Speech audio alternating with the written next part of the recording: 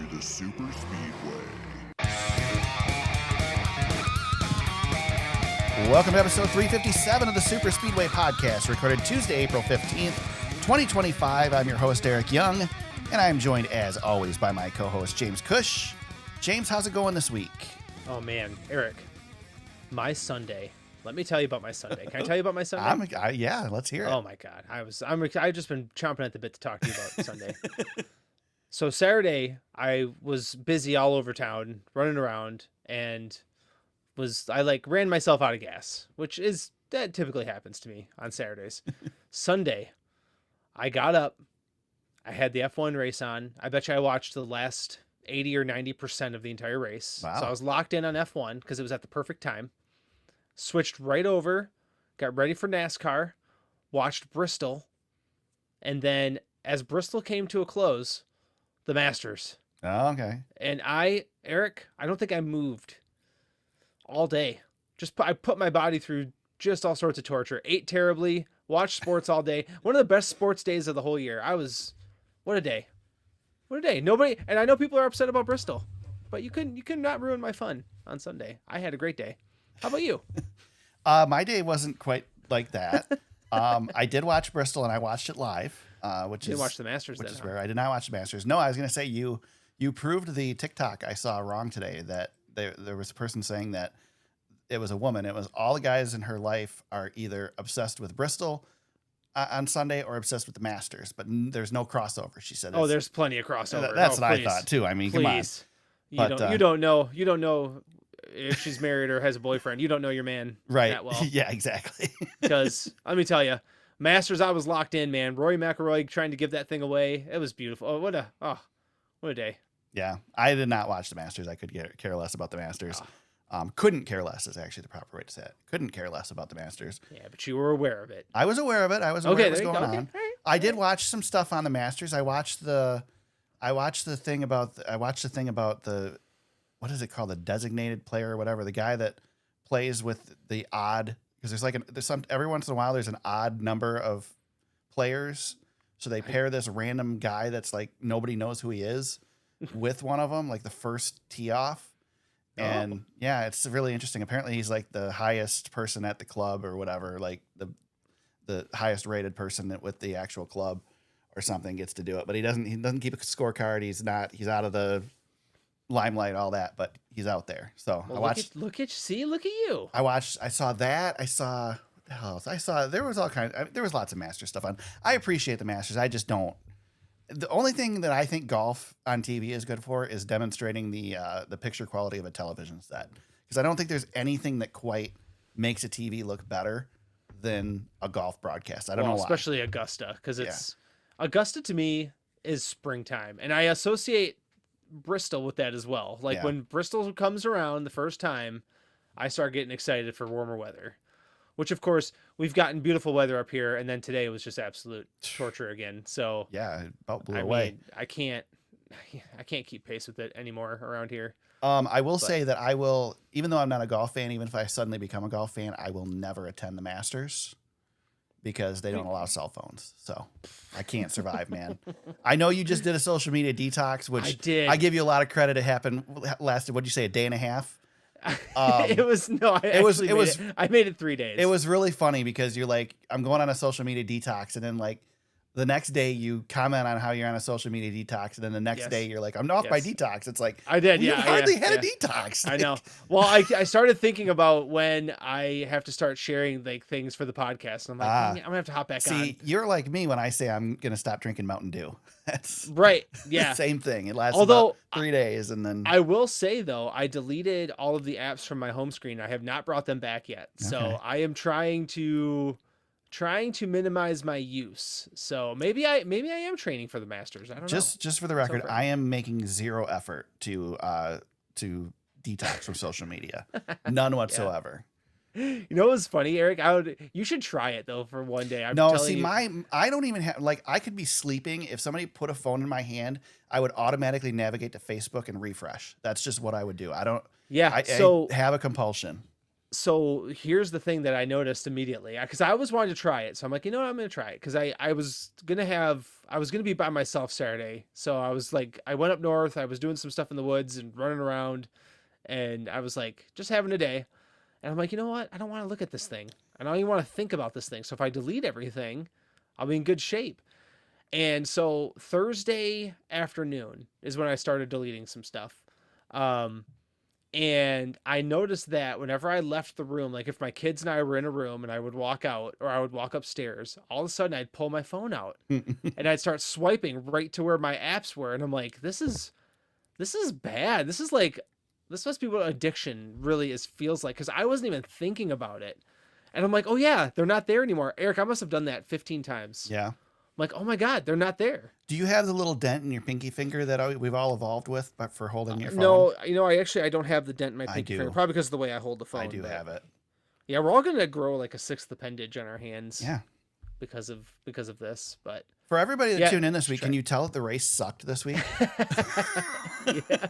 Hey man, I don't care that the race was bad. I had a great week. I had a great weekend. Yeah. So well, let's get into the race. Let's talk about it. So let's do it. Kyle Larson dominated the race and won. Okay, we're done talking about the Cup race. Let's move on. That was man. I tell you what though. I know where we're gonna go with this conversation. Well, can I clarify before you go there? Go ahead. This race did not suck because Kyle Larson dominated. I just want to make that clear. I don't think it sucked as bad as people think it did.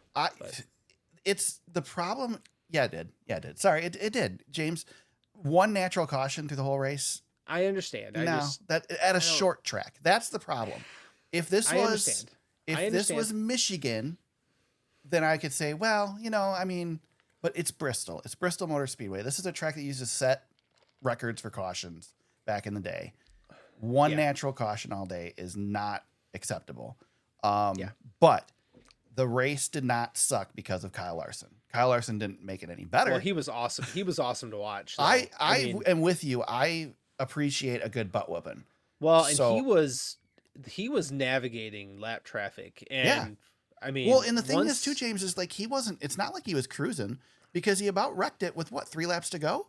Yeah, a couple times he about wrecked it. Yeah. He had to drive because Denny was not letting him off the hook. Yeah. So, no, it wasn't.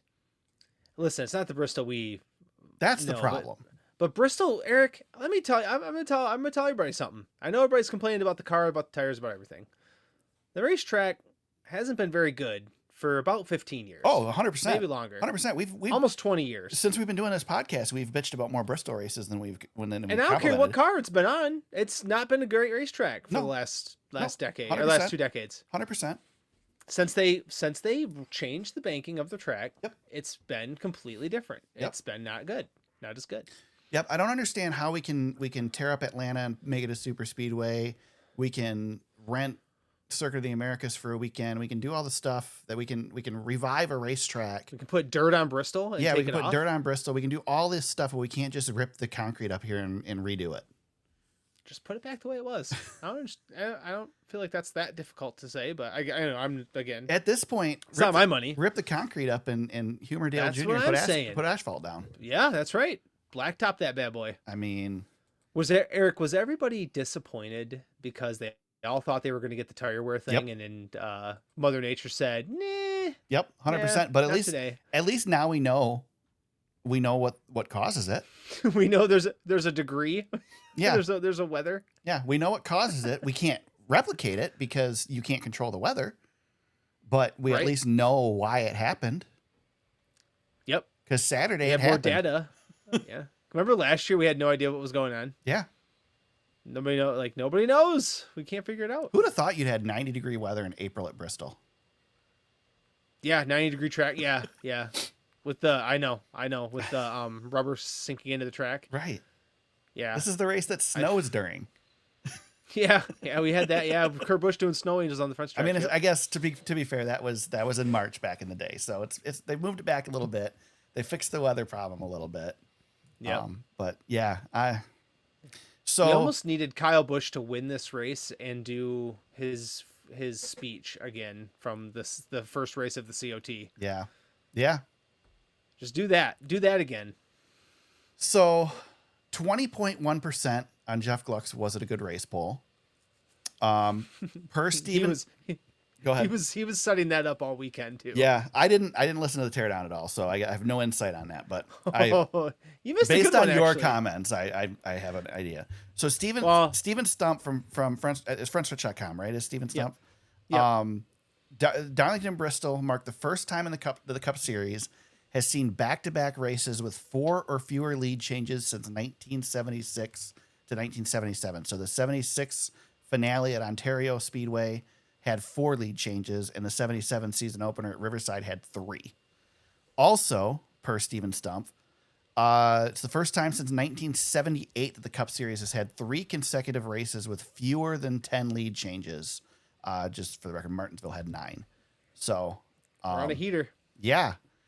And so I saw some people ripping on Reddit, ripping on Bianchi today, because Bianchi keeps saying it's a tire problem, and they say it's a car problem, and Bianchi's speaking for NASCAR.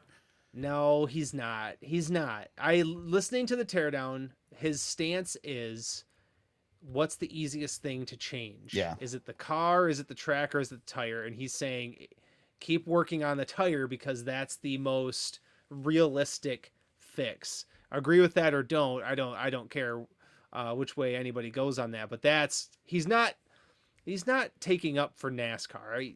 I think people are being a little bit ridiculous with that. We've seen progress with the tire, but we've also been working on this for 3 years, and it hasn't. The needle hasn't moved very far. No, not in short tracks. I mean, what do you say? We had Bristol last year, which was awesome, but it had nothing to do with anything anybody actually did. Yeah.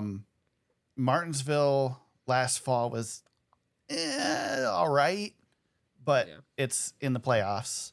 And we had a good all-star race too, because we had a fight. I mean, really, that's... The first North Wilkesboro wasn't that bad, if I recall. And then last year, Joey Logano led the whole thing, didn't he? We had the rain a little bit too. I don't know. I get that the car. No, it's hard to find good short track results over the since this car has come along. Yeah. When everybody's screaming about the last race with the old car was phenomenal, and listen, that race was fine. That race was extra phenomenal because Chase Elliott and Kevin Harvick had their disagreement, which made it a ton of fun. That was a lot of fun. But other than that, it wasn't that great. Honestly, the last time I remember a really good Bristol race, was the year they decided, okay, instead of ripping this whole place up, let's just grind the upper groove. Yeah. And they ground the upper groove, and they created Old Bristol, except that it was at the high side of the track instead of the low side of the track. Everybody's stuck at the top, yeah. And that was the year that Kenseth and Tony wrecked, and Tony threw his helmet. And we all loved it. It was a great weekend. And then they started putting the PJ1 down on the bottom, trying to put the groove at the bottom. Yep. Still putting PJ1 down, too. I just wonder, again, if they just stop. I mean, I know we kind of experimented a little bit with less of it last year, but just don't put it down. Mm-hmm. Let it go away for a couple of races and see if the groove goes back to the top like it was. Hell, regrind it again a little bit to give it a little more grip up there. I don't know, but... Right. Well, and Bristol, there's only a couple of tracks that use PJ1 anymore. Right. Both of them concrete, by the way. Yeah. Nashville still uses it. But, man, I don't know. I'm Team Dale Jr. Rip it up and put blacktop down. 100%. 36-degree blanket. Let's go. Let's 100%. go back to what it ain't we my had. money. Rip the sucker up. You're going to put a freaking baseball diamond in there this year. That's a good time to rip it up. Yep. Yeah, I know. It's really hard though, Eric. Bring dirt back, James. That's what we got to do. Oh God, please, God. Let's put the dirt back down. Somebody said online. They said this week, look at what they took from you, and I'm like, again, like you guys think that everything was hunky dory not that long ago. It really, like dirt or not, dirt wasn't very good. I know we had weird finishes. It just James, wasn't. You just wanted to hate the dirt. The dirt was good. It just should have been somewhere else. Dirt, yeah, it should be at Eldora, and I'll stand by that. I hate the fact that everybody made such a fit over the dirt at Bristol that now we got rid of dirt, period. And that wasn't the point. The point was it just shouldn't be at Bristol. Well, and then a year ago, we were all screaming, see, this is why you get rid of the dirt. Right. Look at this. Yeah. Yeah. And then, oh, God. Yeah. Man. I tell you what, though, it was fun at the start, I will say. Yeah, when everybody was going half throttle. Everybody was scared. And all of a sudden, Justin Haley kind of crept up high. And then Larson's like, well, he's going, I'm going. Yep. And then it was over. Yep. It was over. Yeah, about halfway through the first stage, everybody decided that they were good to go. Well, once they hit 40 laps and people weren't blowing tires, they still had grip. They're like, all right, no problem, let's race. And you could see it on the track because you weren't getting the marble buildup like you had the day before. So, yeah, I don't know. I think NASCAR, and here's another thing. Quit cleaning off the track in between stage breaks. Yeah, that's true. Let's leave it alone. That's part of the race. Yeah. That helps the one groove situation. Let's quit making extra grooves. Quit scrubbing off the top of the track. Leave the marbles up there. They ain't scrubbing off Indianapolis during the Indy 500. Right. Leave it alone. The problem is that what they've created at Bristol is actually pretty great, being able to have multiple grooves. It's just not. It's fun on the video game. It's just not what we know Bristol for and what we know Bristol can be. And that's the problem is we don't want to see side-by-side racing at Bristol. We want to see people running into each other. And again, Eric, the Bristol you and I grew up with, that thing's been dead for... Yeah. Oh, yeah. I mean 2007, right? They repaved it? There's a generation of NASCAR fans that never saw the old Bristol. Oh, my God. I was watching highlights. Eric, I got on NASCAR Classics, watching the old Ernie Irvin versus Rusty NASCAR Wallace Classics battle. will get you in a lot of trouble. Oh, boy, man. They're using the front bumper. And then, of course, everybody knows Dale Sr. And then the Jeff Gordon, Rusty Wallace stuff is really good. I mean, we had some glory days back here when it was a I went on and I've talked about this in our chat. I went on a couple weeks ago and watched the 92 Winston and realized that as amazing as that race was, it really wasn't. Yeah. We remember it as this excellent race. The only sort of exciting thing was the fact that they inverted the field after the first stage and Davey Allison had to go to the back. Yeah. And he came through the field and we had the excitement on the last lap, but literally the excitement was on the last lap. There were a couple other points where somebody got turned into the grass or whatever, but it was not a real exciting race. And people will point to that and say, look, you could still drive through the field. And I'd say, yeah, you can do that now too. Yeah. It just looks different, you know? Yeah. There were also only 16 cars left at the beginning of the final stage. So what did Dennis say on his podcast this week? Well, he was talking about, I don't want to get this wrong. I'll do my best here, but he was talking about doesn't really almost redoing the track or doing something with the track might not make that big of a difference because with these race cars, you can't get the nose from second place car to the first place car. You can't really do anything with it. Yeah. Like an Xfinity series car, you can get in there and you can manipulate the air and get the leader out of the way. Right. If you've got a good run. If you're a second place car in Cup, you cannot do that. The air around the cars don't do anything for you to even get that close to do something with it. So again, and I'm paraphrasing a lot there, but that's the gist that I understood. So, well, a couple things on that. First of all, I do agree that I think if we fix the track, we're only fixing part of the problem because I still think we're going to have a car problem. And there was a chart I saw, and I don't remember who shared it, so I apologize to not be able to give them credit. But there was a chart I saw where they took the top 20 cars or whatever and plotted them on a map on the track of where they would have finished based on their median speed. Yes. Yeah, that's... And they were all clumped right together between the start-finish line and the middle of turns 3 and 4. Yeah, Blaney and Larson tied. Yeah, and that's the problem is like there's no separation between these cars at all. So they just clump together like that and nobody can pass. And then the other thing, I don't remember who it was. I think they were on DBC, but it was Mark Martin is who it was. He was on DBC and he was talking about the aerodynamics. And of course, this is a little bit different at Bristol, but there's still aerodynamics come into play. He said back when he was racing, they were trying to get the arrow on the cars, the number essentially, and this is real layman's terms and I'm not saying it correctly, but basically they were trying to get the downforce number to 0. That was their goal, get the downforce number to 0. Now they're doing like multiple, like 2-3 digits down of downforce.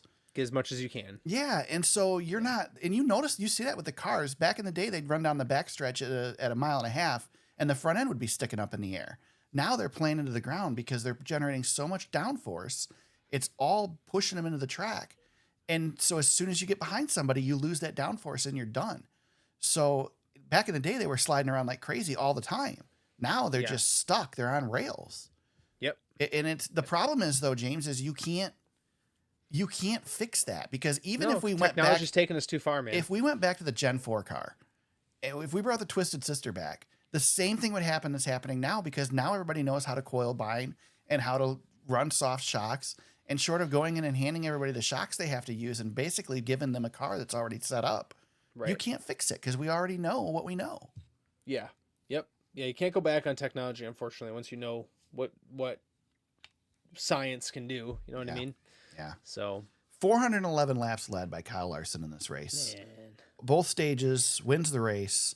One position short this weekend of completing the sweep. I mean, I guess we can talk about the Xfinity race too. Kyle Larson dominated that as well. Yeah, and how about back-to-back weeks for Hendrick Motorsports? Yeah. With I know they didn't win Darlington, but god dang it, dude, they led almost 700 laps between the three cars. Yep. I mean, just ridiculous numbers that they put up. The one nice thing is, though, we probably will not see a back-to-back winner here, because Kyle Larson's not going to win Talladega, right? Probably not. No. We laugh, but maybe Yeah. he will. But I don't know. Maybe do. Denny will. I don't know. Yeah. Hard to say. Denny Hamlin gets a second place finish. You mentioned he never led a lap, but he was on it all day, second and fifth in the stages, and he was keeping Larson honest at the end. Yes, he was. Joe Gibbs Racing in general was good. Ty Gibbs and Chase Briscoe. Chase Briscoe, right there. Yep. Yeah. Don't look now, Chase Briscoe. Yeah. He seems to be finding it. Yeah, it's coming. Bit. It's coming. Yep. And you know what? There was a moment there I thought it might have been Ty Gibbs' day. Ty was definitely, I mean, he started off a little rocky, but once he found it, I mean, I don't know if anybody needed a top five more than Ty Gibbs. I mean, he needed that run bad. That was a really good day for him. The other one that I thought had a really good shot, and we might just see him do it finally, was the guy riding the Dente. Carson Hocevar had a really good day. Yeah, he had a great day. Great day, and then blew the last pit stop. Man. I know, the Spire team. I mean, Haley was really good too. Those two cars were both really strong, top 5 cars. Yeah. And then they kind of screwed up the last cycle there, but yeah, that was a great showing for the Spire team. Austin Dillon continues to be good at Bristol. He's a sleeper at Bristol. Yep, AJ, all those guys. Yeah. Yep. Yeah. Yep. Where'd Bubba end up? He had 19th. Yeah, he had issues, didn't he? Because he was running well, and then I think they fell off. He didn't just. I mean, Tyler Reddick was right there with him. They just didn't have it. They were good early, but yeah. Keselowski 16th. Bowman blew an engine, which I think should be mentioned because he was really strong all day. And my fantasy team, of course, took a huge hit. Of course, the only guy to blow a motor all day. So I was like, you got to be freaking kidding me. And he did it in stage 3. I was so frustrated. And then the only incident on the day, Cody Ware and Shane Van Gisbergen get together. Tommy, what the hell's his name? Tommy Baldwin was obviously on DBC and took full blame for Cody Ware on that one. He said that was Cody's mistake. He held Shane down a little too tight, and they got together, and Shane wrecked, and Cody kept it off the wall for the most part, but finished 36th. So, he said Corey LaJoie was running well during the day too. Corey ended up 34th, but he didn't score any stage points or anything really either. So he was but he was around. It wasn't like he was, I don't know, it wasn't terrible, but just lost pace. And then first Cup start for Jesse Love. I was wondering if you were gonna do that. I was actually looking at it. I was like, I wonder if he's gonna do it. He did. Finished 31st, but he had a better day than that. They ran decent during the day, just didn't get the finish. So but there you go. Anything else with Bristol? I mean, we probably spent more time on it than it was worth. I mean, maybe we talk about this now. I don't know. I know we've got it in the notes. Well, we'll talk about it at news. Okay. Because it all ties together. So, but yeah, I mean, just an awesome race listen, sucked for a lot of people. Didn't suck for that 5 team, man. No. Watching that guy work is still special. So 31st victory in 375 Cup Series races for Kyle Larson. I was going to say, I'm thinking now, maybe 50 is possible for Kyle Larson. I wasn't sure. Yeah. I definitely think he's got 50. 50 might be possible by like 2028. Yeah, he can. Yeah, you're probably. I mean, that's 2 10-win seasons right now at this point. So it's possible. I wouldn't put it past him, especially now that these teams have figured out this car. I mean, you got to think about that, James. We went through the offseason with no changes to this car. Yeah. Yeah. So these teams have got it now. We need to throw them a wrench because right now they're all. Well, you look at and you look at how fast. I know Ryan Blaney doesn't have the finishes. He got top 5 today. On Sunday, but that car's a rocket ship every week now. Yeah, those fluke winners are going away. Speaking of Blaney, I loved that they tried to long pit that. Yeah. They did a long run and the whole field was a lap down. And I was almost thinking like, man, if we got a caution, this would be a blast. Yeah. But then he pitted and drove that bad boy all the way back through to 5th. I thought that was really impressive because he was the only one on fresh tires at that point. So he was actually making some gains. Yeah. But again, that car was just really fast too. So right. Riley Herbst, 28th, was your highest finishing rookie in this one. William Byron is your points leader, 30 points over Denny Hamlin up front. The top 10 for William. Yeah, there you go. He's having a great year. Yeah. Yes, he is. Yep. NASCAR Xfinity Series was in action the day before the SciAps 300. Again, Kyle Larson, 277 laps, led a 300. Another butt whooping here. Well, did you hear what he said to Kevin Harvick? Well, you know what? Here you go. This is what Larson said to Kevin Harvick. Here we go.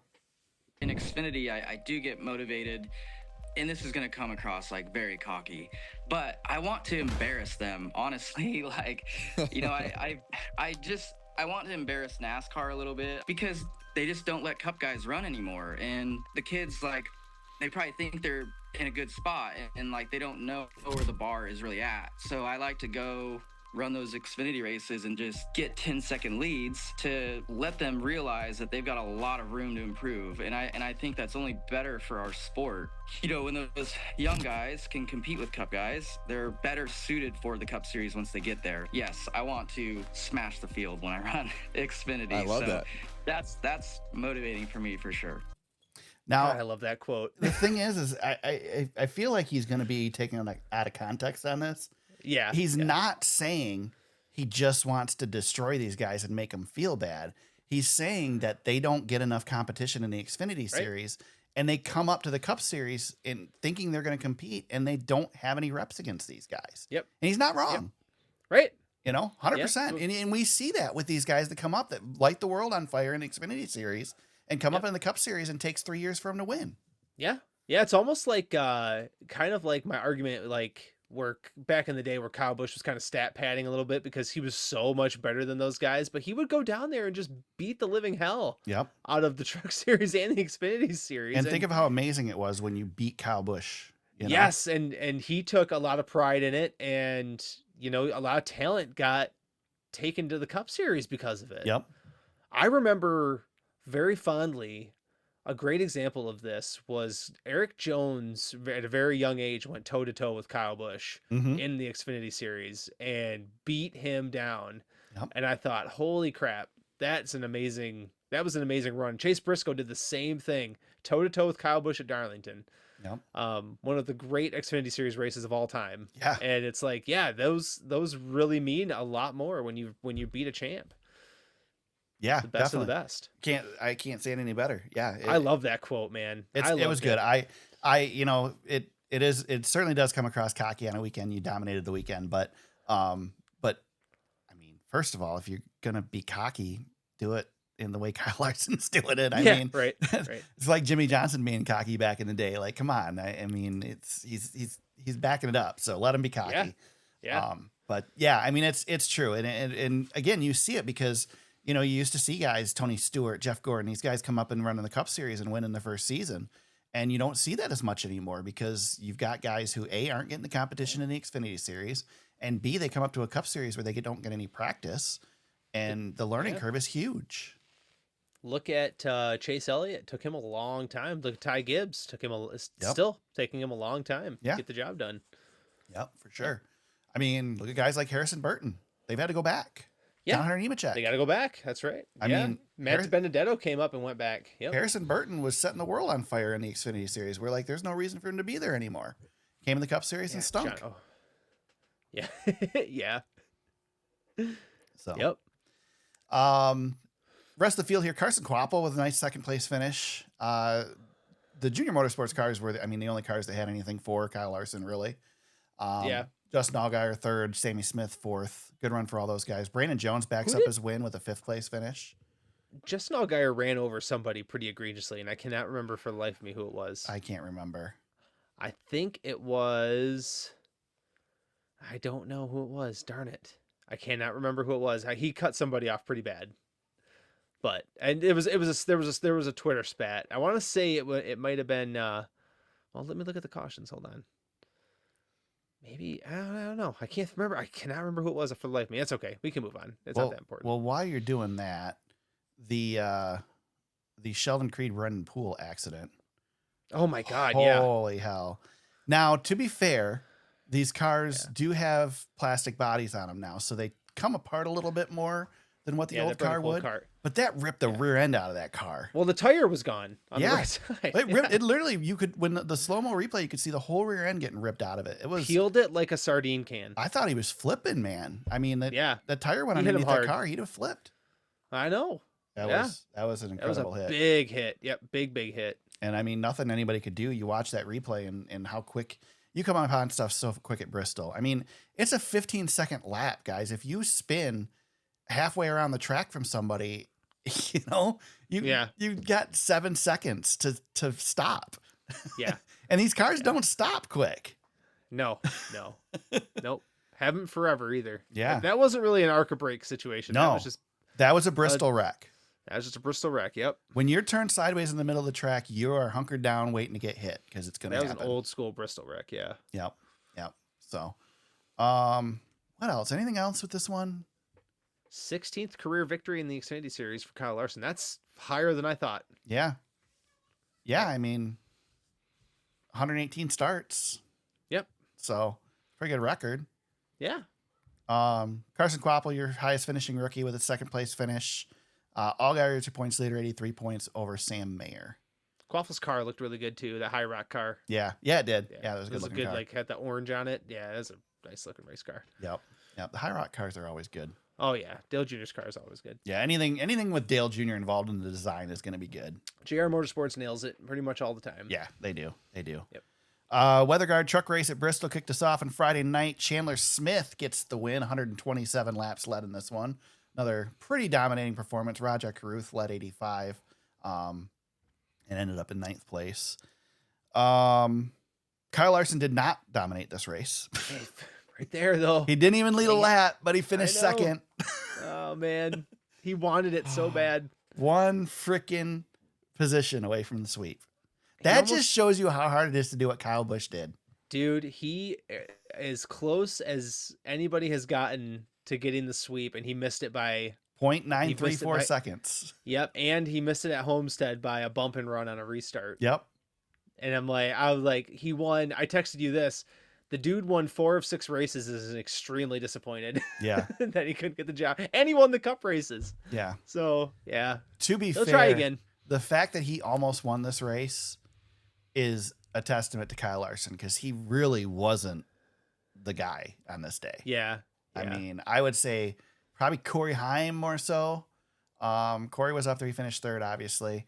Obviously, Rajah Caruth with 85 laps led and Chandler Smith. But, Larson didn't look like it was going to happen for Larson. Yeah, he worked his way through. Yeah. So, and again, I mean, not a whole hell of a lot to talk about with this. So that kind of tells you it's not just the car because Xfinity race and truck race weren't amazing either. I mean, yeah. So, this is probably the best race of the weekend. I would agree. I don't know. The trucks they're usually pretty solid. Yeah. Honestly, the only reason it was the best race of the weekend is because Kyle Larson didn't run away with it.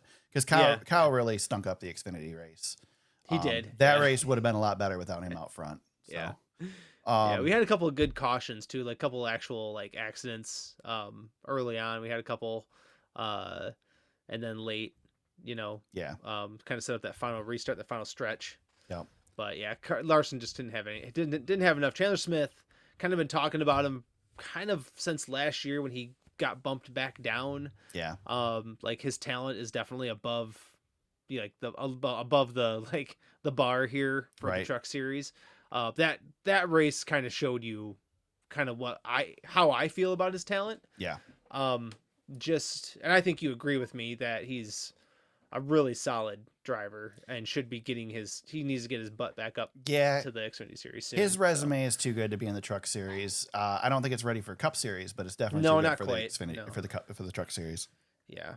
Yep. So he definitely has a place in the Xfinity Series. So we'll see. Yeah, I'd like to see him kind of move up a little more quickly. Have one good year here, go back Xfinity, do another good year there, and then get your butt back to the Cup Series. Yeah, with his resume and the team he's driving for, he should have no trouble to click off more wins this season. Yeah, I really do. I think I can't remember exactly what I said at the beginning of the season, but I think I said this needs to be a 5 to 7 win season for him. I still feel that way. Now he does still have to compete against someone like Corey Heim, who's going to click off a lot as well. Corey's, that's the bar. Yeah.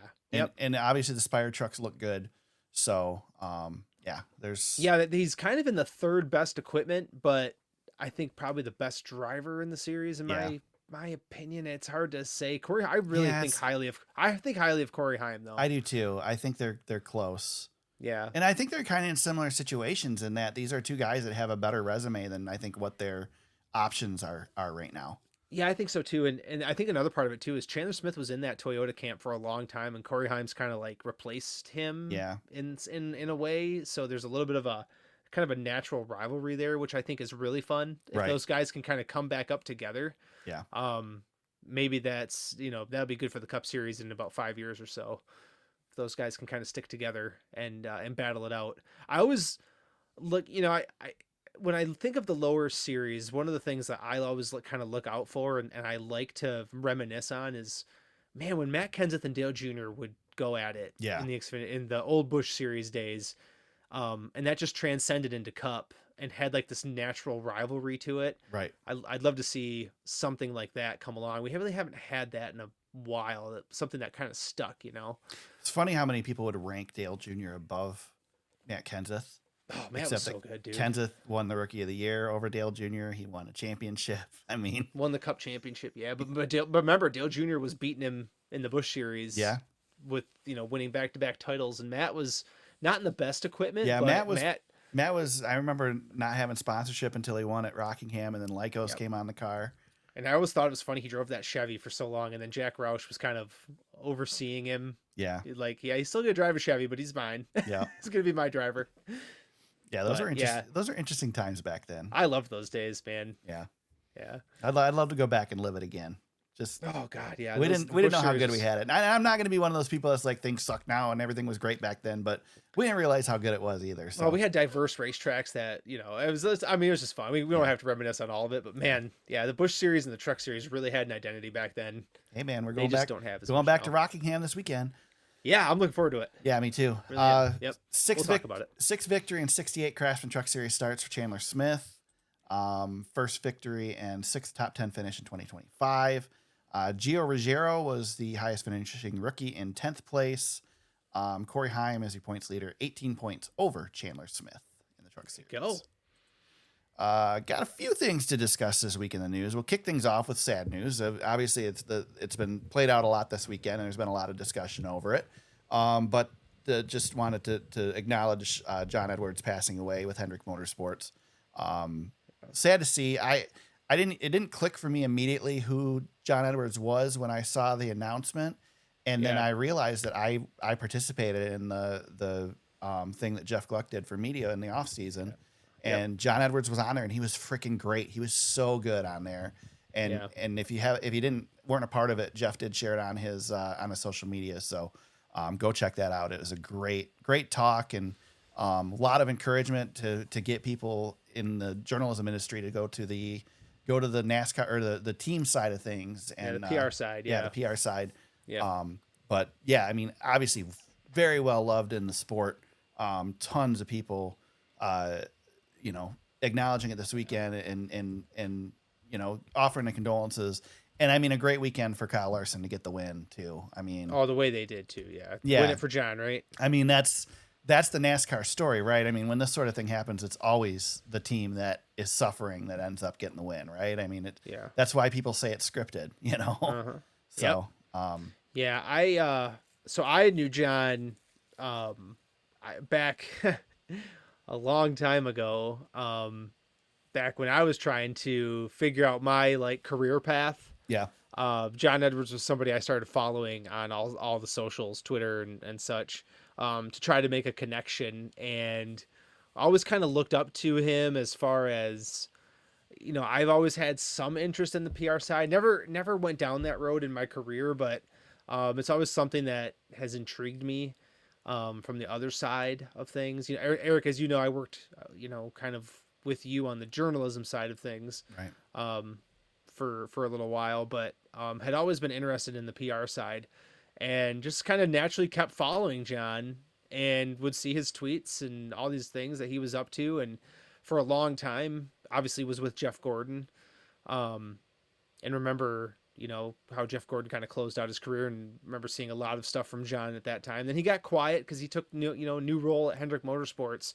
But when I saw that he was working with Kyle Larson, you know, I had a good feeling about that, you know, when Larson was making his comeback, because I thought, man, this guy helped like mentor the career of maybe the greatest like off the track driver. Jeff Gordon's a great on track driver, but Jon Edwards kind of like was a really integral role in the off track presence of Jeff Gordon. Well, Jeff Gordon, the Jeff Gordon Dale Earnhardt thing is what made NASCAR what it was in the 2000s. And John was part of all that. Yeah. He was in that, and you know, ran this like great career. And although I never got to meet him or have many conversations with him, he's somebody that I was aware of and would always kind of catch my eye from time to time. There's a few other PR people that I follow.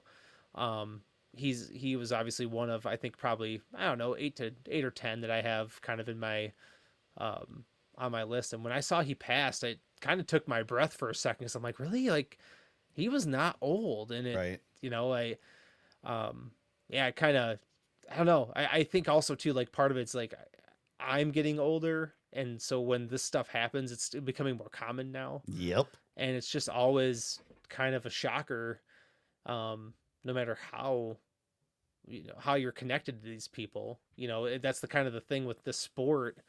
You know, we're in a different capacity than people who are on the inside, like Jeff or Bob Pockrass or any, you know, all those guys who are really connected to the sport. We have a different connection, but in a way, we all share it. You Right. know, it's really one of the great things about NASCAR is we all share this like common bond with each other, even though we may disagree or not see eye to eye sometimes. But yeah, really, really sad news. And he was way too young to have this happen. It's never a good time, obviously, but Right. just just sad news, and hoping for the best for his family and obviously Hendrick Motorsports, as they, you know, they're gonna have to soldier on without a leader. I think you would consider him a leader of that team. Oh yeah. On the media side of things, media is important, man, especially when you're dealing with, you know, all the things these guys deal with. So Yeah, for sure. For sure. hopefully they'll be able to pick up the pieces along the way. It'll be tough. Yeah. Good. I like that, James. Thank you. Yeah. Thank you for sharing that. I wanted to ask you, Eric. I know it's Yeah. not in the notes, but this one was another one that was sad. The same day, but Al Pierce had passed away the same day, and obviously he was a writer for Out of Week for a long time. I was going to ask you if you had any connection to him as far as like following the NASCAR journalism side of things. No, I didn't actually. I Okay. did not. So I was more curious. I know he was kind of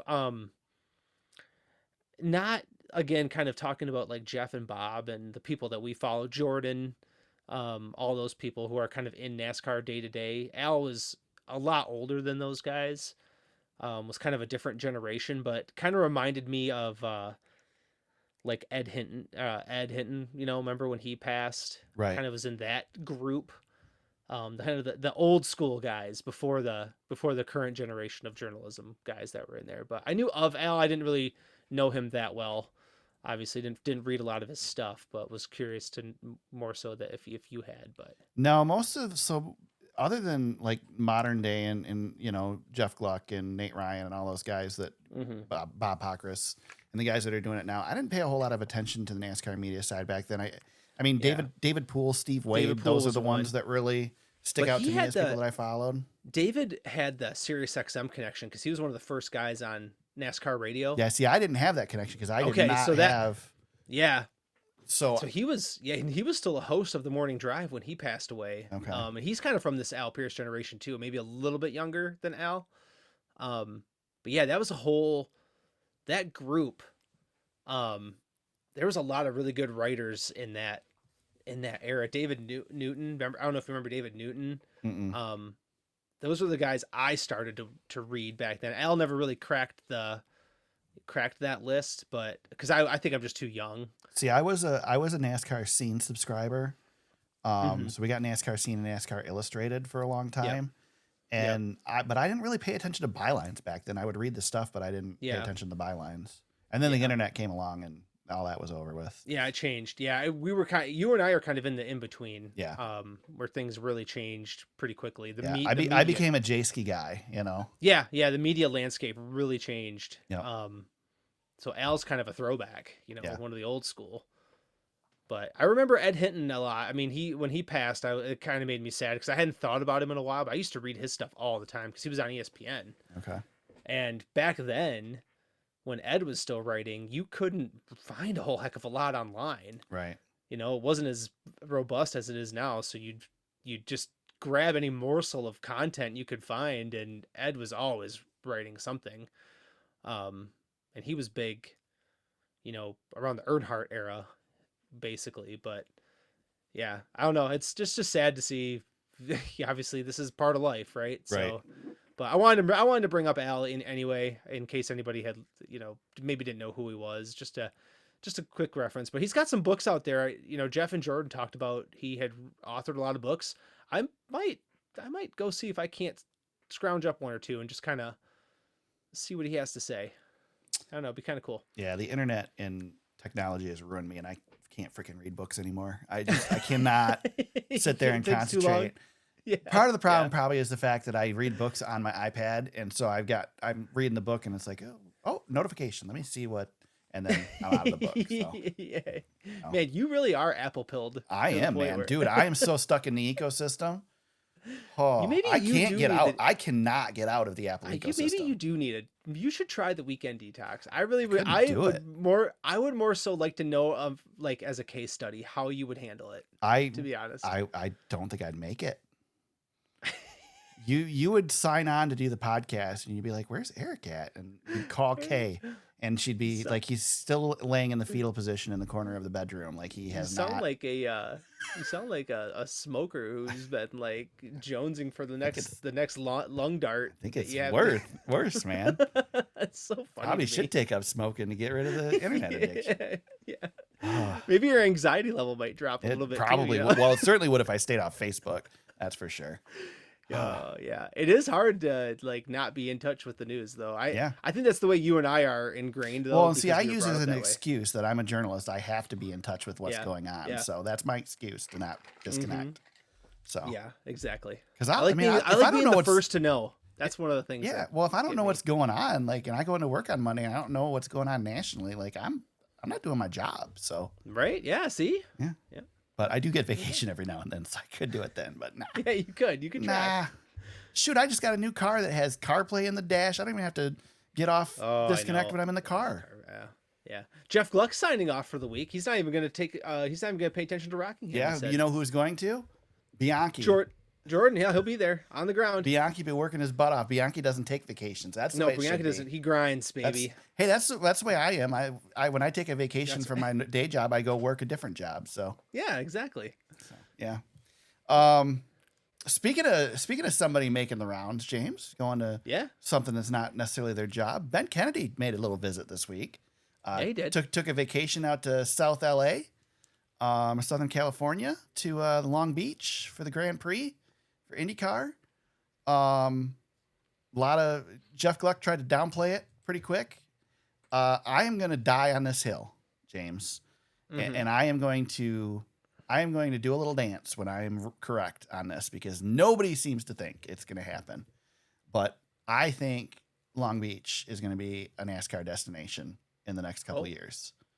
Okay. Because when they talked earlier last month or whatever about Fontana and discussed the situation out there, the quote was, and I don't remember who it was that said it, I think it was Steve Phelps, says essentially that Fontana's not happening. Fontana is on hold because of the finances behind it, but that NASCAR intends to have a presence in Southern California.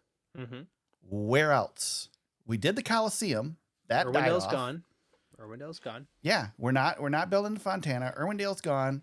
What else is there? There's not a currently built track that can accommodate NASCAR out there. And what type of racetrack can this car actually run on? And I'm going to steal this from the teardown just a little bit. Like Jeff and Jordan were talking like, why would NASCAR invest money into building a track in Fontana for a short track that this car they know can't race on? Yeah, 100%. And when they know it can race on a road course though, or a street course. I mean, proof of concept. It's going to suck at Long Beach because Long Beach is a terrible racetrack. Right. But it's going to be huge. Yeah. Especially an IndyCar weekend. And everybody's like, well, NASCAR tried to get in on Long Beach once, which, by the way, NASCAR tried to get in on Long Beach once, but IndyCar won't ever let them do it. Well, Roger Penske bought the Long Beach Grand Prix. Yeah, NASCAR tried to buy it. That was they tried to get a 50-50 split of it. Yeah, and the guy refused to sell his half, and then Penske bought it instead, and now Penske owns it. Penske already has a NASCAR race at one of his racetracks. Yes, he does. He has a great relationship with NASCAR. Of course. I mean, he's won 3 straight championships. Especially if NASCAR is willing to seed top billing. If they were willing to race on Saturday and let the IndyCar series race on Sunday, this would be a done deal. And they should in this instance. Just like if they race on the same weekend as the Indy 500, they should seed because this is IndyCar's race. It's not NASCAR's race. Right. But I mean, it's from everything but a competition aspect. It's a great decision. From a competition aspect, this race sucks. Maybe it'll be better with NASCAR, but I don't know. I think it's going to happen. Personally, the way I see it going is I see Chicago coming to an end after this season, and I see the street race moving to Long Beach, and it's going to cost NASCAR a lot less money to not have to build a racetrack that's already built. I don't think you're wrong in your prediction. I think you're probably in the ballpark of what they're going to try to do. They're going to try to do something along these lines. Whether it's the same Long Beach weekend or they do something in the same area around or near, I think you're probably pretty close. I'd be curious. So I don't know Long Beach well enough to know. I mean, I know it's very welcoming to this race. Yeah. I don't know it well enough to know if they could put the track up another time during the year. I don't think they probably can. No, it's would LA, right? I mean, it's the traffic in LA is terrible. Yeah, like they expect it this time of year because that's just what it is. Right.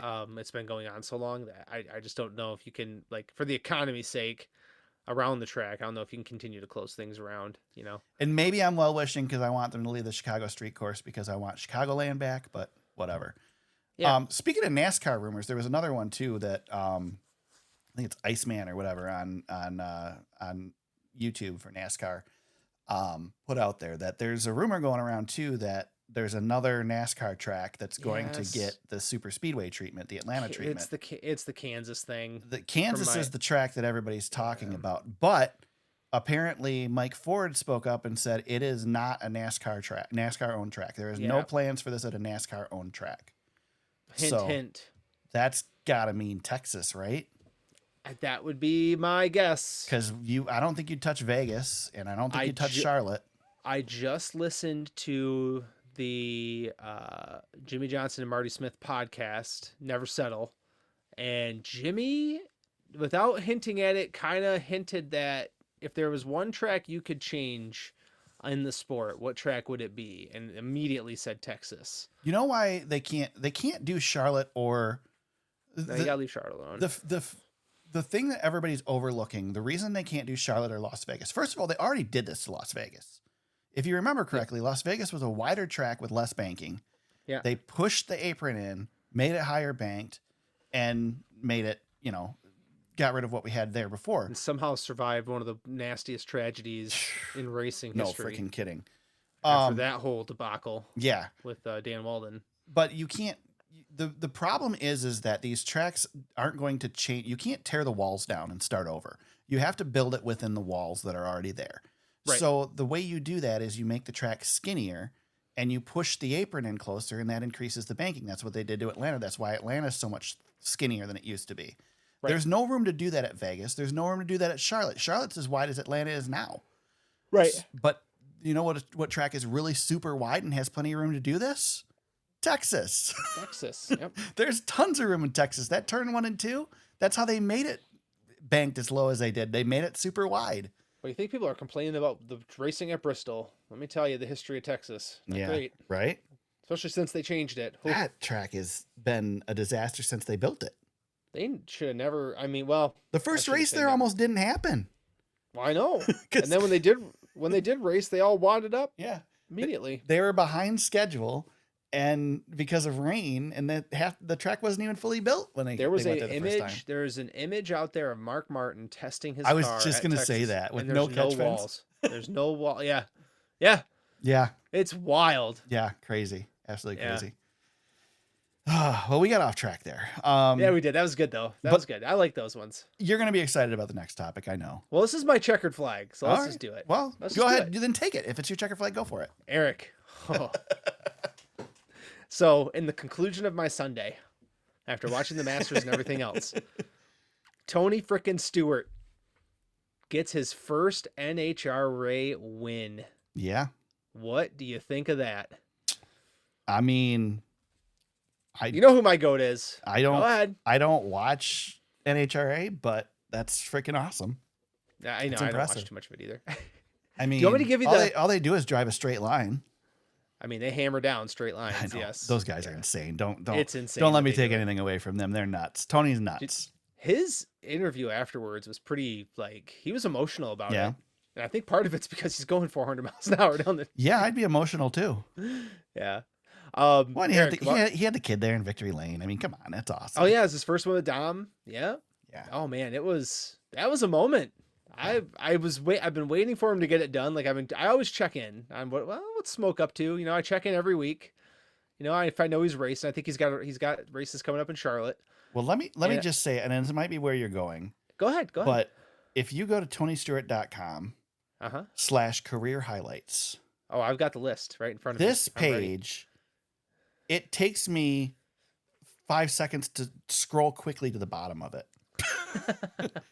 So I have in the notes, James, and you can dive into these accomplishments. I have a quick synopsis for you when you're ready. Go ahead. I have in the notes the question: is Tony Stewart the greatest racer ever?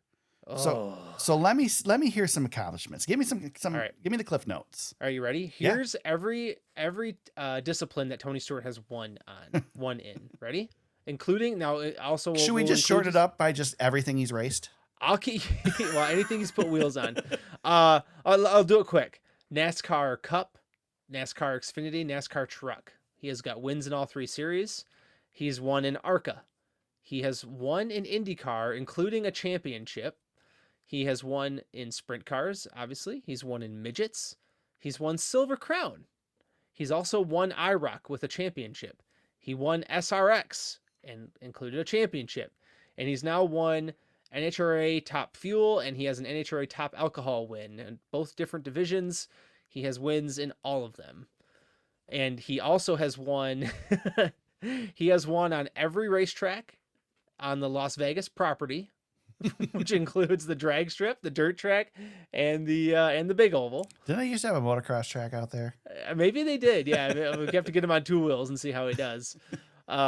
Eric, that resume, I don't know if it's the Daytona greatest 500. resume ever. Did he win a Daytona 500? Never won the Daytona 500. Never won the Indy 500. Oh, he's also, until maybe Kyle Larson does this, he's also the only person to ever run every single lap of the double. Yeah. And finished in the top 10 in both of those races. Almost won the dang Coke 600. He was coming that year. But yes, I don't know if he's the greatest race car driver ever. I don't know. I don't know that. Dude, how can you make the argument he's not? But his resume, I don't know He if literally there has will be... won in everything he's raced. It's ridiculous. It is ridiculous. Nobody does that. Nobody. AJ Foyt didn't do that. I know. I am insanely proud that was my guy. I'll tell you that, because I loved his career for the most part. There's a couple of missing things on the NASCAR resume that I wish he could have gotten done, like the 500. But let me change. Still going. He's not necessarily the greatest driver ever, greatest racer ever, but I think he's the greatest all around. He's the most diverse race car driver of all time. Definitely. Yeah. Yeah. It's almost a shame. I wish there's a part of me that wonders and it's a crazy one, but part of me wonders like, well, maybe he could have tried F1. I know. I was thinking the same thing. Might not have ever won though. That's the hard part. F1's so hard. I wouldn't doubt him. But he got behind the wheel of an F1 car, if you remember. Shoot, I wouldn't doubt him now. Maybe. Guy just won a top fuel race. I mean, come on. I mean, he's he'd have to. I tell you what, he'd have to lighten up a little bit. He's looking husky. Yeah, I saw that. That's all right. There's nothing wrong with that. He's always been a little husky. I can't say nothing, dude. I don't know, man. I look at that list of accomplishments, and I think very highly of so many drivers, but nobody's got that list. No, that's what makes him special. Yeah. I think he's like I said, he's missing things on the resume, but nobody's got a list that long. Yeah. So that's what's made him special over the years.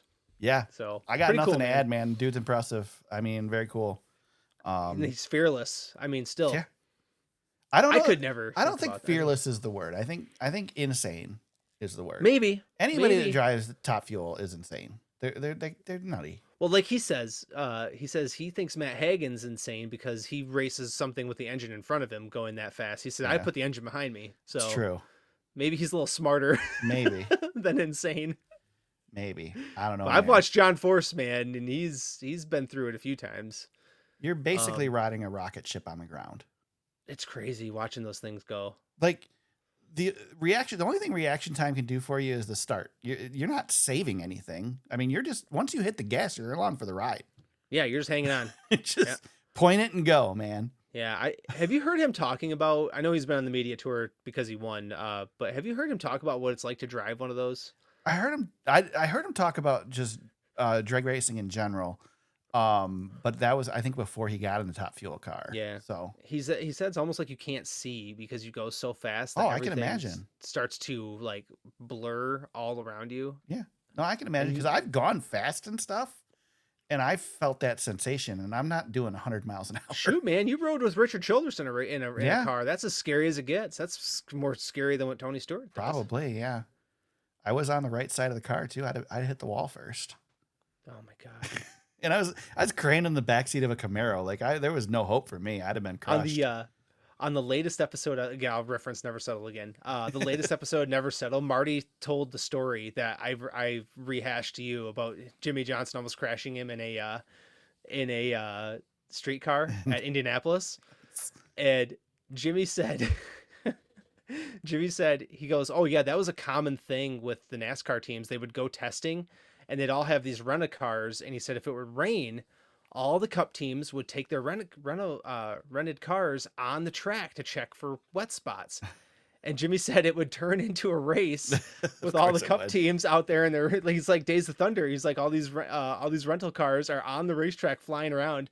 And Jimmy said it was kind of common that the tires would roll underneath the rim on some of the tracks. And I was like, oh my God, that's insane.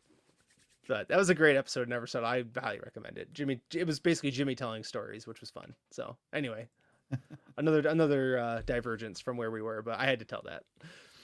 I still think probably the best, my favorite like segment ever, on NASCAR on Fox was the very first race at the Daytona 500 in 2001 with Dale Earnhardt taking Terry Bradshaw around in the pace car. Oh yeah, and that was so good. It was excellent. Yeah, I love the ride along stuff when people start screaming and. Oh yeah, I miss that that NBC doesn't do the ride along anymore. When Wally did it and when Jeff Burton did it, those are all really good. Yeah. Sadly, oh my God, stuff so anymore. fun, lots of fun. Last thing on the news, Adam Stern reports NASCAR seeking $10 million annually for the title sponsor of the NASCAR Xfinity Series starting next season. Also a mid-7-figure commitment to activation, basically an annual spend of around $15 million for the next title sponsor of the NASCAR now Xfinity series. And who are they working with, Eric? I don't know. I don't have that in front of me. Who are they working with, James? Are you sure? Yeah, I don't have it in front of me. Sorry. You don't have it in front of me? They're working with Rich Paul. Yes. And Rich Paul, famously is LeBron James's right-hand man. Yeah. So LeBron, here we go. He's got to, Michael Jordan just can't have anything. Right. Here comes LeBron. He's already owns part of RFK Racing, but he's got to get in there and find this too. So, I mean, what do you think of this? There's numbers to us, but what? Any thoughts on it? I mean, $10 million. $15 million, really. Sorry, yeah, 50. Yeah. I don't know if they're gonna find a title sponsor. I don't know. What do you think happens first? NASCAR finding a title sponsor for the formerly Xfinity series, or Formula One signing a TV contract for what they want? Oh, Formula One will find a TV partner. I just don't know who that's going to be for the amount that they want, though. They want everything. Yeah. I don't think so. They don't have the numbers. They don't have the audience to back it up. What I read was whoever buys F1 is going to try to flip it immediately. Was kind of the last thing I had seen on it. But no, that's going to be a tough sell. That's a lot more money than $15 million. I can't believe they can't get Netflix to bite. Can we get Anheuser-Busch just to do this, please? That would be awesome. Bring back the Busch Grand National Series. What's the Busch Grand National Series, please? Yeah. Probably can't do that these days. I don't know. But I don't know. They've got their name in the grass. I think Xfinity will get taken care of. It's going to be tough, though. I don't think it's I don't know. I don't think it's the market for it right now either. Yeah. We'll see, though. Yeah, I'll be interested to see if they do anything like the partnership they have with the Cup Series, where we get rid of the title sponsor or anything like that. It'd be interesting to see. Yeah, maybe they split it. Yeah, I think the charter model makes that possible for the Cup Series, and they don't have that in the Xfinity Series, so hard to say if they can make that work. But anyway, maybe it's some sort of a split, and it's the NASCAR Grand National Series presented by something. Yeah. I mean, to be fair, James, it has not been the Grand National Series for a really long time. Even when Busch was still sponsoring it, it was the NASCAR Busch Series for years. Yeah. It was Busch Grand National, and then they made it the Busch Series. Then it was just straight up Busch Series. Yeah, they got rid of Grand National like in the 90s. Yeah, a long time ago. But people didn't drop the name and still call it the Grand National Series sometimes. But oh shoot, man, we called it the Winston Cup Series. Well, the whole thing was stupid because it was the Grand National Series and it was the lower series, and the Cup Series was the Grand National Series back in the day. Yeah, I know. So it was really confusing as hell. Yeah. And the Busch Grand National Series was the Sportsman Series, but then there was a Sportsman Series after it became the Grand National Series. It's like the whole thing was just the naming. We were racing V6s at one time. Oh my god, the V6s! Those cars suck, but man, did they sound cool. Yeah, they were like they wheezed. It was a pack of bumblebees racing around Michigan International Speedway. Yeah. Holy cow, man! Yeah. Yep. Those are the days. We didn't know how good we had it. I'm telling you. I know. James, you said the Tony Stewart thing was your checkered flag. Any other checkered flags? That was my checkered flag for the week. I do have one more that I'll throw in there. Okay. Checkered flag is watching the race. Okay, watching the race on Sunday. Yeah. And Riley Herbst was going around the track getting lapped as he does. Ouch. But I pointed to his car and I said, "Look at Lucy. He's got Lucy on his car." Lucy's my daughter. So she was very excited that there was a Lucy car on the racetrack. That's funny. Didn't understand why. Right. But shout out to Riley Herbst. I have no idea what Lucy is, by the way. I just saw that there was a Lucy car and it made my daughter happy. So anytime I can find a way to tie in my NASCAR love with my kids, I try. I really do. So there you go. That's my shout out. Lucy Breakers. What are Lucy Breakers? Whatever that is. Whatever. It doesn't matter. It's a Lucy car. If I find the diecast, I'll probably buy it. Oh, it's espresso? It's a drink. It's okay, well, there you go. Anyway. Yeah. I've got a couple checkered flags and I've got a couple black flags. So first checkered flag, Steve Park is on DVC this week. I did not listen to the whole thing, but he told a great story about when, how he got the Dale Earnhardt Incorporated ride, race for DEI in the Busch Series back then first. Great story there. There's some really good stories at the beginning. Him and Tommy Baldwin have a history as well, so good stuff there. And speaking of DBC, this one, it's a checkered flag or black flag, depends on how you want to take it. But Brett Griffin has a YouTube channel now, so he's doing a 3-for-3 thing, 3 takes of the weekend. He did his first one this week, so Brett Griffin's back out there. Take that as a positive or a negative, whichever one you want. All right, good. How about black flags, James? Any black flags this week? I'm surprised I didn't talk about this earlier, but I wanted to save it. I am tired of these wheels flying off. Yeah, on pit road. So this one lug. How thing, is it less of a penalty for you losing on pit road with all the pit crews down there? It's bouncing and literally actually hits Daniel Suarez's car, but bounces off the gas can. Man, those tires. I don't know if anybody's ever picked up a tire to change it. They're freaking heavy. Yeah, and they're dangerous. And Eric, how have we not addressed this more by now? I don't know. These tires are flying off. We haven't all addressed the it because time. nobody's gotten hurt yet. I tell you what, man, if they're not looking at it after this week, when that thing went bouncing down pit road, I don't know what will get their attention, because that was scary. There's got to be a way to put 5 lugs back on the damn thing. There's got to be a way to have a pin like what they have now, like move the pin out so it, or have a second pin that secures the tire when you put it on, so at least it doesn't come off the car. You know, maybe it breaks or something, but it doesn't come off the car. When we had 5 lug nuts, I don't care if they were putting 3 lug nuts on, they weren't flying off like this. No. This has been a long journey of tires flying off all the time. There's no margin for error. You know, it's either not. If it's loose, it's coming off. Somebody like the lug is going to come off. Hurt. Yes, somebody's going to get hurt though. If we 100%. Like that was as close to somebody getting hurt as we've had it so far. Honestly, it's worse on pit road because at least what we've discovered on the track is 9 times out of 10 when they come off on the track, especially at speed, they get lodged in the wheel well and it cuts the rim in half. Yeah, and they hit the fence. And there's not people on an active racetrack. But man, and you're just getting the rubber coming off the car, and doesn't have the wheel in it anymore. Which still, I'll tell you, that rubber alone is going to hurt somebody if it hits them at 180 miles an hour. Well, and they're going. You know, imagine your tire coming off at 55 miles an hour down the highway. Probably pretty scary. I don't. You know, we see the pit crews lug those tires around, and we think they're light. They're not light. Those guys are really strong. Yeah. And when they're not looking and a tire comes bouncing in, I mean, that's Eric. That's that pit crew, James, didn't even flinch. No, they kept hitting. I don't know how you talk about dudes who are insane. There you go. Yeah. Those guys I'll tell you, man. I've stood on the opposite side of pit wall during pit stops, and it's scary. I know a guy who did it in the truck series. It's crazy. It's scary just being on pit road, let alone being across the wall. But man, I tell you, I really hope NASCAR takes a look at it a little bit closer. I mean, we got an off weekend, guys. Seriously. I mean, I know we can't change it right now, but if you want to know what pit road is like, literally just go walk out on the highway. Yeah. That's what it is. Those cars are going 55 miles an hour past you. Yep. Go to a 55 mile an hour highway. Yeah. Insane. Absolutely insane. And there's 40 of them flying down there. Yeah. So I have 2 black flags. The first one is to Max, HBO Max, whatever the hell you want to call it. Oh, yeah, they had issues this weekend, didn't they? Yeah, so you start out by offering the service, then you jack the price up, and then this week there's no driver audio. That's right. No crew audio. So that's why there was no clips during the intro today, guys. Get you just like that. Max screwed up, so yeah, and paying for the service. Literally paying. I literally so the pit is done. I am literally paying for Max right now for the driver audio. That's it. And so I got ripped off this week. But my other one is to Mike Joy.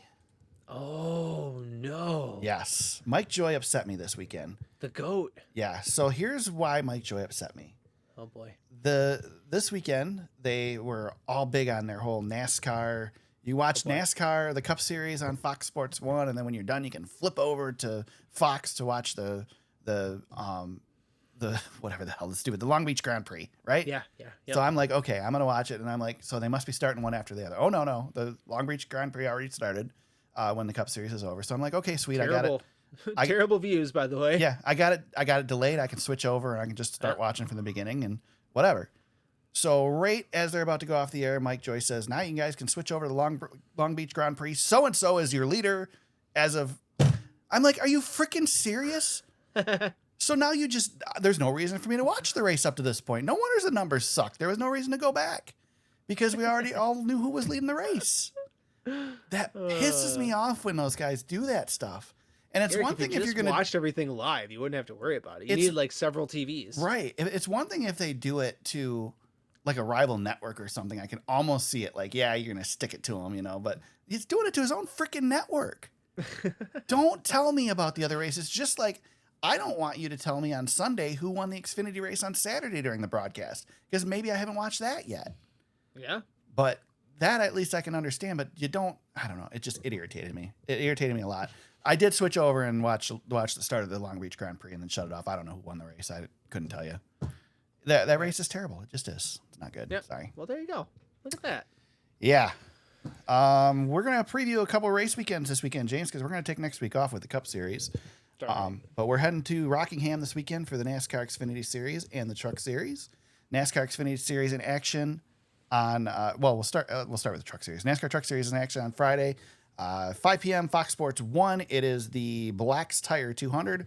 The NASCAR Xfinity Series has the North Carolina Education Lottery 250 presented by Black's Tire. April 19th, Saturday at 4 p.m. on the CW. Grandstand sold out Saturday at Rockingham. So And tune in early to the Trucks broadcast Yes. to see our good friend Derek Winter sing the national anthem. Yep, friend of the show. Gotta shout him out one more time. Former co-host, yeah, definitely. Yep. Guest of the show, former co-host, like you said, a couple times. Yep. Yep, good stuff. Good stuff. Looking forward to Return to the Rock. I hope it's successful. The fact that they sold the grandstands out, that's a great sign. Yeah. Let's do it, man. Because I think we I'm need the Cup Series here sooner than later. So, let's have a successful weekend this weekend. Hopefully the racing's good. I am a little worried about it. Heard that it's going to be fast in one line, but we'll see. Hopefully, Casey Kane back out there. Yeah, Casey Kane's back racing. That's cool. That'll be fun. We saw him. You and I saw him race. Probably the last time he raced on asphalt was at Berlin when he was there with us. Yep. A couple years ago now. Jeez. Yeah, it's been a minute. But, yeah. And then we lead into one of the best weekends of the year, James. We lead into Talladega. Gotta love me some Dega. Unfortunately, the Cup Series not great on super speedways, but hopefully this will be a good one. Jack Link's 500 Sunday, April 27th, 3 p.m. on Fox. The NASCAR Xfinity Series has the Egg Pro 300 Saturday, April 26th, 4 p.m. on the CW. James is yawning in the background. We are boring him to death. No. The NASCAR Truck Series is Slipped off. out. It's 9:00, man. It's way past my bedtime. The Truck Series is off for Talladega this time around. We get to make our picks, and I get to pick first, which really sucks because I didn't plan a pick. But Well, I've got one ready to go. all right, well, I'm going to take it from you. I'm going to go William Byron. Dang it. Yes. Last 4 races, 4 top 10s. No wins though, but he's William Byron seems to be our super speedway goat right now. He's getting the job done pretty much every time. All right, well then, the heck with you. This guy is due, and he's good here. I'm gonna take Ryan Blaney. That's a good one. I'm not taking Brad Keselowski, but Yeah, I know. I thought about taking Brad, but I always take Brad at Talladega. I'm gonna mix it up. I'm gonna take Ryan Blaney. yep. Now Brad will win. Perfect. Probably, yeah. I anticipate there's less of an opportunity, I think, for the wild card winner right now with the way the series is going. I think this is the opportunity. They're going to throw some eggs in that basket that weekend. I think Didn't want to take Ricky Stenhouse, huh? No, I don't know. I think we see a wild card winner this week or that week. So, Okay. but I'm sticking with William Byron. I think we get a wild card winner, James, but I'm going to take the best possible pick I can take. You know a dark horse I like? Who's that? Justin Haley. Oh, that's a great. I mean, I almost don't know that he's a dark horse. Well, yeah, he hasn't won. Yeah. He's Well, driving. He's driving the 7 car, which was good with Corey LaJoy in it at super speedways. Yeah. Plus, and then maybe he's a good super speedway racer. maybe Michael McDowell will teach him a thing or two. Yeah, maybe. But yeah, Justin Haley, he's just solid. That could be the track that Spire gets their first win at. Could be. Yep. Fantasy League. Oh my God. Well, I couldn't do any worse than I did at Darlington, and then I had my heart ripped out of my chest with Alex Bowman, so I lost a nail biter to the champ. Ranger Runyon gets the win. Then I was second. Tandem Draftona third, tied with Smoking Grill Racing, also third. I'm starting to think there's a bug with the site that when I check during the race, it just automatically shows me in second place, but I'm not really in second. I mean, I had 4 of the top 5 drivers at one time, and then Alex Bowman blew up. I was just fit to be tied. I was doing really well at one point, but I don't know. Oh my God. I was feeling so good about everything. I had all the picks right, and oh man, this is an opportunity that got away from me. So I didn't gain anything on Ranger. He increases his lead. He's getting close to the top 100 on the overall list. Just keep an eye on that. He's in the ballpark, not quite there yet. Smoking Grill Racing is second. Green Eggs and Hamlin drops to third. Hendrick Flair fourth. I am still in fifth. Basically 100 points out of second place. So I'm going to need a good Talladega. Eric, you are seventh, so you're not too far out. Yeah. Eric, you're just over 100 points behind me. You're not that far out. You can do it. Yeah. Well, no, I can't. Yeah. It's not going to happen. We got to shorten up the fantasy segment. I'm getting sick of it. Yeah, I'm with you. Over it, agitated. We don't Makes have me to mad talk every about it week. on the show at all, to be honest. I had a good week this week, and it still made me mad. We could 'cause just I should've announce the won. winner and be done with it. We should just do that. I'm sick of it. Yeah. Well, James, can people get you on social media? In the Yes, next you week? can. Okay. I'm my accounts are live, like I said. All right. I'll be posting, getting everything from the show up after this. So at James Cush on Instagram and Twitter, you'll find me. All right. You can find me at T Superspeeder on Twitter. You don't have to worry about a social media detox from me. So I'll be around. Facebook at facebook.com/thesuperspeedway. Our website is thesuperspeedway.com. You can find the podcast on Apple Podcasts, Spotify, YouTube, Amazon Music, Audible, iHeartRadio. Wherever you found us today, please subscribe and continue to listen to new episodes each and every week. Rockingham Raceway this weekend. Back in the NASCAR Xfinity Series and Cup Truck Series schedules. We won't be back next week to break that down. We will be back the following week after Talladega to talk about that and get you on to the rest of the season. Enjoy Easter. Everybody have a good Easter. And yeah, have a good off week. Enjoy some Xfinity and Truck Series racing. And we'll talk to you in a couple weeks. Until then, everybody, let's go racing.